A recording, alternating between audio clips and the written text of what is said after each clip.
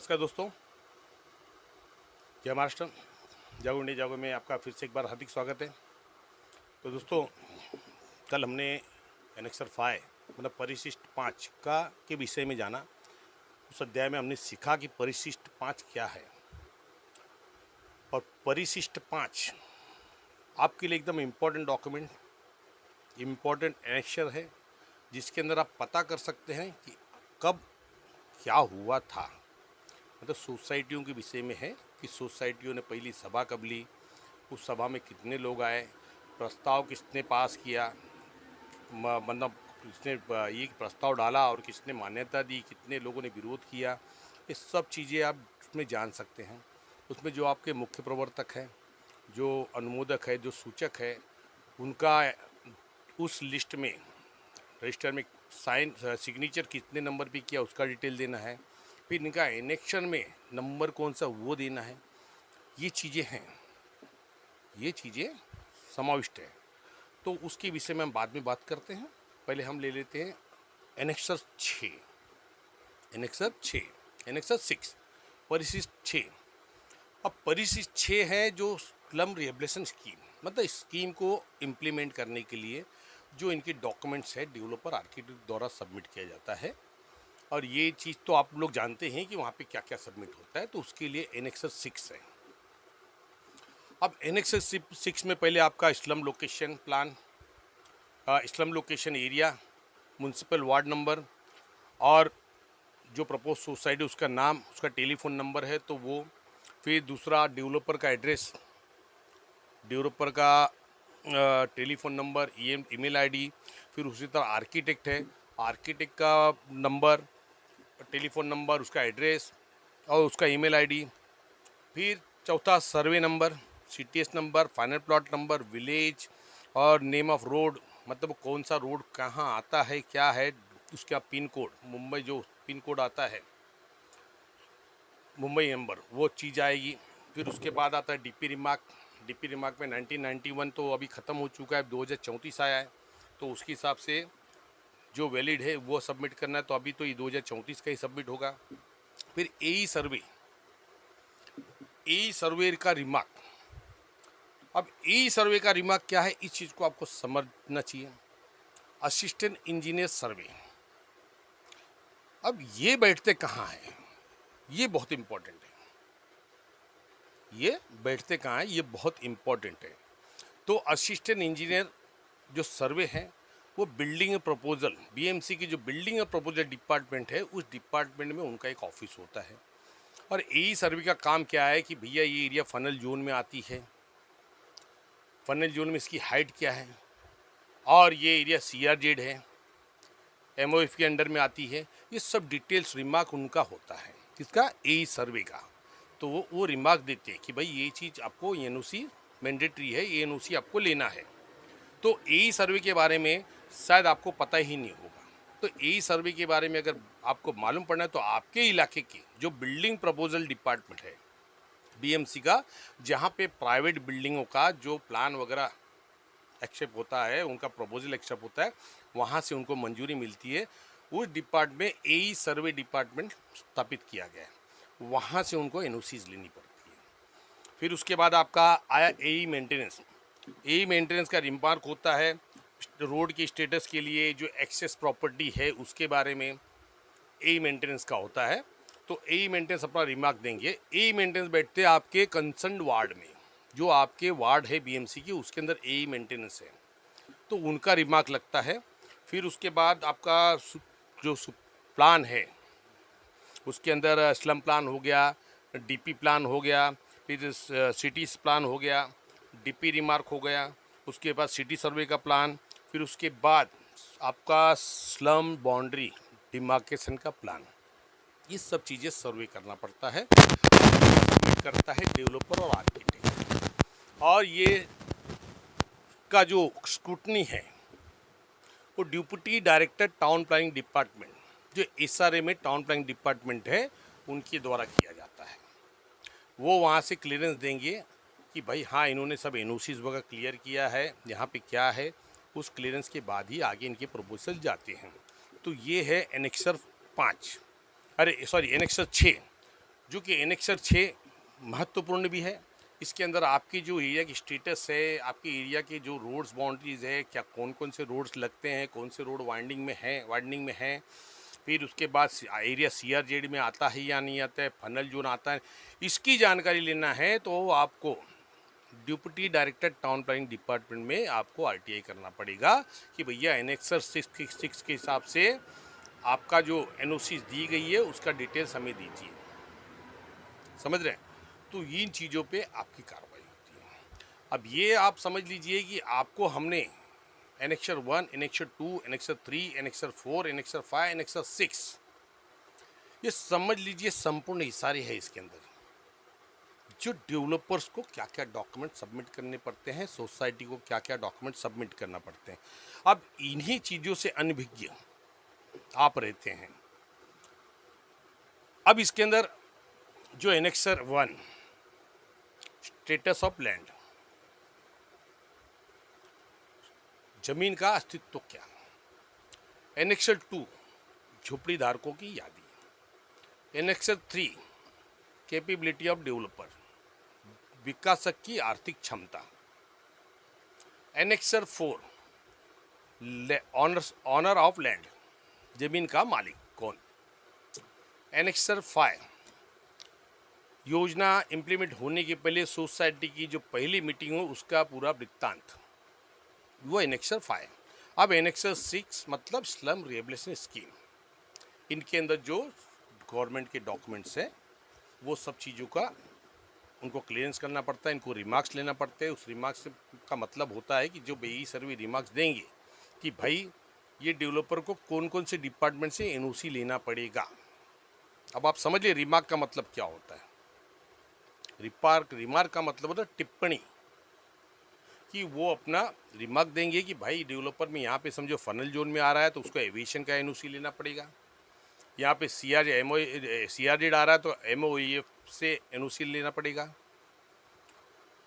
और जो नाला या रोड कटिंग हो तो ट्रैफिक से डिपार्टमेंट से, ये मेंटेनेंस के अंडर में आता है। मेंटेनेंस जो रिकॉर्ड देगा कि भाई रोड है यहाँ पे तो रोड का जो भी है वो ये ट्रैफिक डिपार्टमेंट से लेना पड़ेगा। ये सब चीज़ों का जो रिमार्क्स है ये देते हैं एई सर्वे और एई मेंटेनेंस, और बहुत इम्पॉर्टेंट होता है आपके प्रोजेक्ट में। जो आप बोलते हैं ना, अरे हमने सुना है कि भैया यहाँ से रोड जाने वाला है, यहाँ से ये बनने वाला है, तो भाई इस चीज़ों में ध्यान मत दीजिए भटकाने वाले। आप सीधा deputy director town planning department में उनका रिमार्क मांग लीजिए कि भैया एई सर्वे ने क्या रिमार्क दिया है और एई मेंटेनेंस ने क्या रिमार्क दिया है। आरटीआई में मांग लीजिए, आपको क्लियरेंस हो जाएगा भैया इनको कौन कौन सी एनओसीज मैंडेटरी है। तो इस चीज़ को समझिए। अब 6 एनेक्सर्स आपने समझ लिया। ये 6 एनेक्सर्स जो हैं परिशिष्ट, ये जब तक इनका क्लियरेंस नहीं होता है तब तक आपका एसआरए स्कीम इम्प्लीमेंट नहीं होगा। अब इन चीज़ों की जानकारी आपको थी कभी या नहीं, वो मुझे बताइए। हम आपके लिए वो पहलू बता रहे हैं जो प्रथम अध्याय है एसआरए के लिए, जहां से आप इन चीज़ों को पकड़ सकते हैं। अभी बताइए प्रॉब्लम्स क्या होते हैं, मैं आपको बात बताता हूँ। प्रॉब्लम्स ये होता है, एक मीटिंग होती है,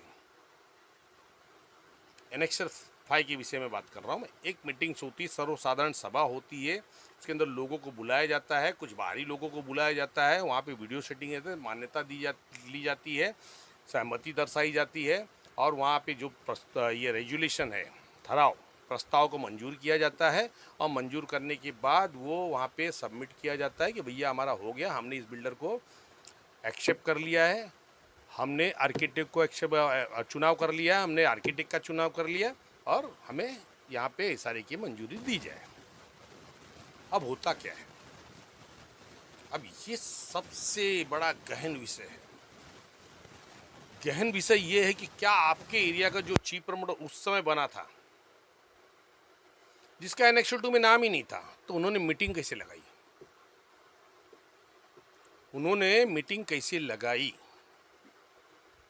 ये बहुत बड़ा क्वेश्चन है।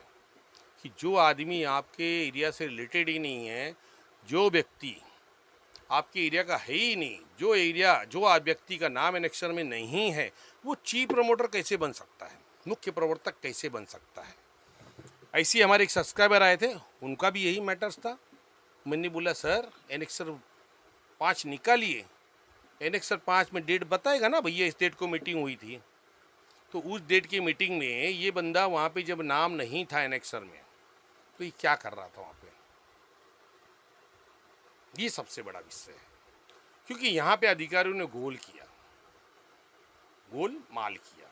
अब अधिकारियों ने क्या किया, वहाँ पे इनका एक फंडा होता है। इनका फंडा ये होता है कि ये बहुत सारे एनेक्सर पे क्या करते हैं कि सब कुछ क्लियर हो जाएगा, डेट नहीं डालते हैं। और ये सबसे गंभीर विषय है कि डेट आपको एनेक्सर पे डालना ही है। यहाँ तक कि ईयर ऑफ 2000 में एसआरए ने सर्कुलर बनाया, सर्कुलर 43। उस सर्कुलर में कहा है कि भाई ये कंप्लेंट अथॉरिटी ये इस तरह से साइन मार के सिक्का मार के दे देते, लेकिन डेट नहीं दिखता है। लेकिन अभी से कोई भी कंप्लेंट अथॉरिटी अगर उस पर डेट नहीं डाला है तो उस एनेक्सर को एक्सेप्ट नहीं किया जाएगा। और फिर भी इसकी स्क्रूटनी कौन करता है बताइए।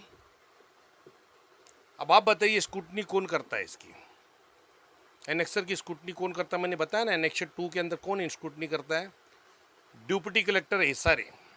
और डिप्टी कलेक्टर एसआरए वहाँ पे स्क्रूटनी के नाम पे उसको पास कर देता है। अरे भाई जब आपका एनेक्सर में डेट ही नहीं है तो किस डेट को मानेंगे आप कि किस डेट को आपका एनेक्सर फाइनल हुआ है। तो ये बड़ी गंभीर विषय होती है, इस चीज़ को स्क्रूटनी करना है तो स्क्रूटनी आप ये मत समझिए कि एनेक्सर 1 की जो स्क्रूटनी है वो सिटी सर्वे डिपार्टमेंट करेगा, समझ रहे हैं। सॉरी, एनेक्सर 1 की जो स्क्रूटनी है इंजीनियरिंग डिपार्टमेंट करेगा, एनेक्सर 2 की स्क्रूटनी है डिप्टी कलेक्टर एसआरए करेंगे, एनेक्सर 3 की जो स्क्रूटनी है अकाउंट डिपार्टमेंट करेगा, एनेक्सर 4 की जो स्क्रूटनी है वो सिटी सर्वे डिपार्टमेंट करेगा, एनेक्सर 5 की जो स्क्रूटनी है वो एआर डिपार्टमेंट करेगा, और एनेक्सर 6 की जो स्क्रूटनी है deputy director town planning department करेगा। तो भाई आप किस लिए बैठे हैं, आप स्क्रूटनी नहीं करेंगे, ये आपकी प्रॉपर्टी नहीं है, आपको भी देखना है कहीं आपके साथ छल तो नहीं हो रहा है। प्रॉब्लम वो नहीं है कि बिल्डर क्या करता है। अभी क्या होता है, कुछ लोगों को प्रॉब्लम क्या होती है मैं बताता हूँ। कुछ लोग मात्र ये बात करते हैं, अरे अपना क्या जाता है, अपने को तो घर मिल रहा है ना, अपने को घर मिल रहा है, बिल्डर को क्या है, बिल्डर को करे ना कुछ भी, हमें क्या करना है। भाई साहब ये सरकार की संपत्ति के साथ में खिलवाड़ किया जा रहा है, यहाँ पे फ्रॉड किया जा रहा है। सरकार के अधिकारियों की मिलीभगत से सरकार के नियमों का उल्लंघन किया जा रहा है, तो आपका फर्ज नहीं है।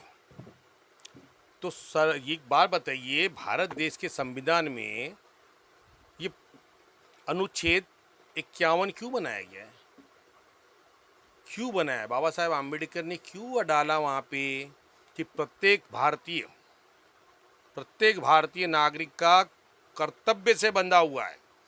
ये नहीं बोला कर्तव्य है, कर्तव्य से बंधा हुआ है कि अगर सरकार की संपत्ति की हानि हो रही है तो उसके खिलाफ लड़ाई लड़िए।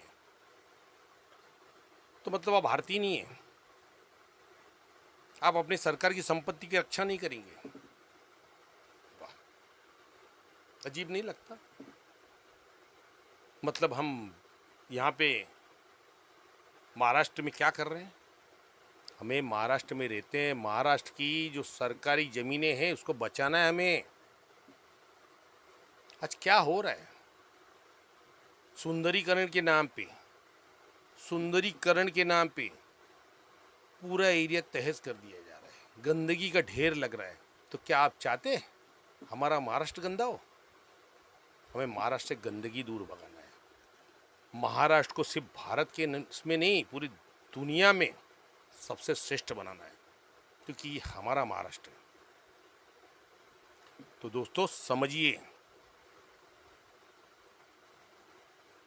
इस बात को समझिए, ये हमारी जन्मभूमि है, ये हमारी कर्मभूमि है, हम यहीं के हैं और यहीं मिट्टी में दफन हो, यहीं मिट्टी में जलने वाले हैं। तब हम तो दफन नहीं होते भाई, जो दफन हो बात अलग है, हमारी हिंदू संस्कार से हमें जलाए, लेकिन इसी भूमि में हम जलेंगे, यहीं जाएंगे, क्योंकि ये हमारी जन्मभूमि है, कर्मभूमि है। और हम महाराष्ट्र की संपत्ति के साथ खिलवाड़ नहीं होने देंगे, चाहे वो अधिकारी करे, चाहे वो बिल्डर करे या प्रशासन करे, हम लड़ेंगे। तो क्या आप नहीं लड़ेंगे? आप चाहते हैं, आप चाहते हैं? आज मुझे बताइए, महाराष्ट्र के अंदर जो बाग बगीचे हैं उसकी हालत क्या है? क्या है बाग बगीचों की हालत? अगल बगल में गंदगी का ढेर। वहाँ के रहने वाले परेशान रहते, भैया यहाँ गंदगी क्यों है? बीएमसी, जो बीएमसी बहुत बड़ी बात करती है, आज एरिया में कचरा फेंकने का स्थान भी नहीं बनाती। लोग रोड पे कचरे फेंकते हैं। जिम्मेदार कौन? बीएमसी तो जिम्मेदार है, जिम्मेदार आप भी हैं। जिम्मेदार आप भी हैं जो अपना ही परिसर, अपना घर गंदा कर रहे हैं। ये घर है हमारा, ये महाराष्ट्र हमारा घर है, और इसे स्वच्छ रखिए और इसे सुरक्षित रखिए और इसे ऐसे बिल्डरों से बचाइए जो यहाँ पे गलत डॉक्यूमेंट डाल के और ये स्वयं घोषित सोसाइटियाँ गलत करके यहाँ पे स्कीम को इम्प्लीमेंट कर रहे। स्कीम इम्प्लीमेंट कीजिए। हम डेवलपमेंट के विरुद्ध नहीं हैं, लेकिन पारदर्शिता होनी चाहिए, जहाँ सरकार की संपत्ति का नुकसान न हो, लोगों के लिए खुली जगह हो, आने वाले भविष्य के बच्चों को खेलने के लिए जगह हो। अगर यदि मैं गलत कहता हूँ तो बोल दीजिए, ठाकुर जी आप गलत कह रहे हैं। तो इस चीज़ को समझिए। डेवलपर्स यहाँ पे आरजी पीजी सब खा जा रहे हैं। कहाँ आपके बच्चे खेलेंगे? मुझे बताइए ना, कहाँ बच्चे खेलेंगे? ये टोडलर्स मतलब दूध मुँह बच्चे ये गार्डन जाएंगे खेलने के लिए? गार्डन जाएंगे? भाई साहब, दूध मुँह बच्चों को अपने परिसर में खेलने के लिए जगह होनी चाहिए। ये इसीलिए आरजी बनाया जाता है। आरजी क्यों बनाया जाता है? इसीलिए रिक्रिएशन ग्राउंड। और रिक्रिएशन ग्राउंड से खाली बच्चों का मतलब नहीं है, बच्चों से बाद ही सीनियर सिटीजन्स होते हैं, जो बेचारे दिन भर घर में बैठ के तब शाम को अपना एक चौपाल लगाते हैं, जहां अगल बगल के लोग आपस में अपनी दिनचर्या की बातें करते हैं और अपना समय व्यतीत करते हैं। उनको भी थोड़ा आराम मिलता है, खुली हवा मिलती है। आज ये क्या है स्लम के नाम पे जो बिल्डिंगें बन रही है? आपको लग रहा है कैद खाना नहीं है? कैद खाना है या नहीं मुझे बताइए। घुटन होती है। हम ठहरे झोपड़पट्टी वासी, हमें खुली हवा लेने की आदत है। ये घुटन वाली ज़िंदगी में हम जी नहीं पाएंगे, हमारी उम्र कम हो जाएगी। लेकिन फिर भी हम सेक्रीफाइस करते हैं सरकार की नीति को, हम सैल्यूट करते हैं, उसको अपनाने के लिए भी तैयार है। लेकिन पारदर्शिता, अकाउंटेबिलिटी सामने दिखना चाहिए कि भैया क्या हो रहा है। सरकार की इतनी 15% ज़मीन है, उसको क्यों नहीं रखी गई? कहाँ है वो ज़मीनें? आज कितने सारे मैं बताऊं जहाँ पे वहाँ पे जो रिजर्वेशन दिए ही नहीं गए, अधिकारी उसी तक दे देता है, भैया लेके जाइए। बोलिए अधिकारी की जेब से जा रहे। अरे भाई साहब, ये हमारी सरकार, हमारे महाराष्ट्र की ज़मीनें हैं, उसको खाली रखिए। ये आज नहीं, भविष्य में हमारे जो बच्चे हैं ना, वो पूछेंगे कि भैया आप लोगों के यहाँ पे तो 1 इंच जमीन बची नहीं, अब हम क्या करें? अपने बारे में मत सोचिए, भविष्य के बारे में सोचिए। तो दोस्तों, ये जो एनेक्सर्स हमने बताया, अब आप सोचिए और मुझे बताइए, क्या आज तक एसआरए के अंदर आपने जो भी लड़ाई की हो, चाहे 2 साल, 5 साल, 10 साल, 15 साल, मैं इतना तक ले रहा हूँ, उस लड़ाई में कभी आपने जाना कि एसआरए में कितने एनेक्सर्स होते हैं और एनेक्सर का महत्व क्या है, एनेक्सर की स्क्रूटनी कौन करता है, क्या क्या डॉक्यूमेंट सबमिट करना पड़ता है? यदि ईमानदारी से बताइएगा किसको किसको पता था, और नहीं पता था तो कमेंट कीजिए, ताकि औरों को पता चले कि हमारा चैनल यूं ही नहीं बताता है। एक सच्चाई सिर्फ कांच के आईने की तरह, कांच की तरह साफ रहता है हमारा जागो इंडिया जागो किसी का पक्षपात नहीं करता है, किसी का पक्ष नहीं लेता। बस हम पक्ष लेते हैं तो सिर्फ हमारे राष्ट्र के, हमारे देश के। अदरवाइज हम किसी का पक्ष नहीं लेते, ना किसी नेता का, ना किसी अधिकारी का, ना बिल्डर का, ना किसी का। अगर झोपड़ी धारक भी गलत कर रहा है, हम भी उनके खिलाफ हैं। क्योंकि ये महाराष्ट्र शासन की प्रॉपर्टी है और महाराष्ट्र की शासन की प्रॉपर्टी का संरक्षण करना हमारा अधिकार है। कर्तव्य से बंधे हैं हम। आज ये पवित्र जमीन हमारा बोझ ढो रही है, हमारे परिवार का पालन कर रही है, तो हमारा कुछ कर्तव्य है ही नहीं कि इसके प्रति कि इसकी सुरक्षित रखे, इसको साफ रखे। तो ये करना है, लोगों में जागरूकता फैलाना है कि भैया कहीं भी कचरे मत डालिए,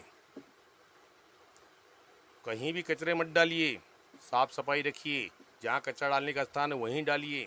आज रास्ते पे देखिए, कहीं रास्ता साफ दिखाई देता है। मैं गलत खाली प्रशासन को नहीं बोलूँगा, हम भी गलत हैं, हमें भी अवेयरनेस आनी चाहिए।